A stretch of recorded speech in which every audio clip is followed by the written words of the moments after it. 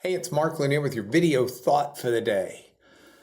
Well, here we find ourselves Monday morning in a world where violence and division seem to dominate the headlines.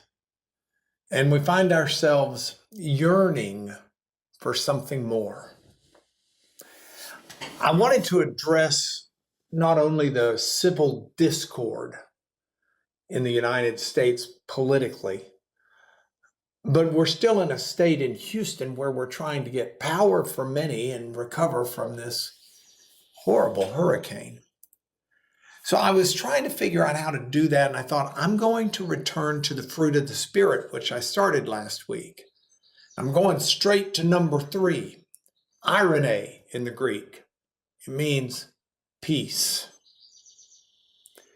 It speaks of a tranquility. Paul will talk later about a peace that passes understanding. It is more than an absence of conflict. This fruit of the Spirit includes peace amidst turmoil. If you look at the recent events, you look at the reported attempt on former President Donald Trump's life. It just reminds you of the fragility of peace in our society.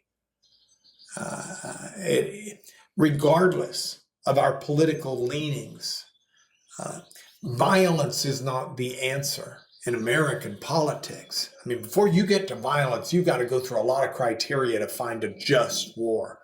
Because the bottom line is, Jesus taught in Matthew 5:9, "Blessed are the peacemakers. They'll be called sons of God."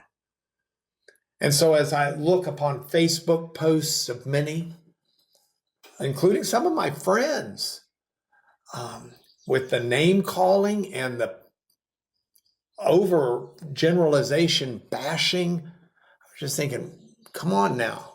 We're going to get above this. We're going to be peacemakers. Figure out how to do that. The source of true peace is found in the Lord. Paul doesn't speak about peace based upon external circumstances. Heaven knows he didn't have a lot of peace there.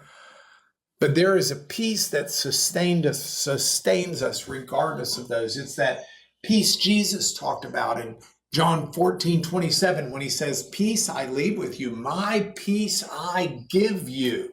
Not as the world gives you. The world is chaos. But don't let your hearts be troubled and don't be afraid. Those are the words of Jesus. Which brings me to my third and final point. How do we cultivate peace in our lives? Well, it's a fruit of the Spirit, but it's not a passive thing that just overwhelms us like a hurricane. It's an active choice that we make daily.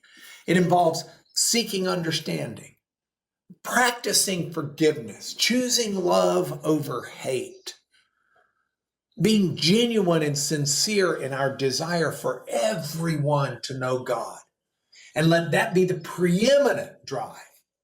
That overcomes and is a higher priority than anything else we could be doing with our lives. So as we reflect upon the need for peace, let's commit to being agents of reconciliation in our families, in our communities, in the circles where we have touch and influence. Let's seek to unify. It doesn't mean we have to agree on everything, but let's disagree agreeably.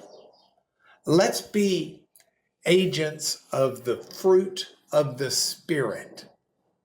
And let's find peace not only within ourselves, but let's make peace on earth and goodwill for all humans. That's why I made this your video thought for the day.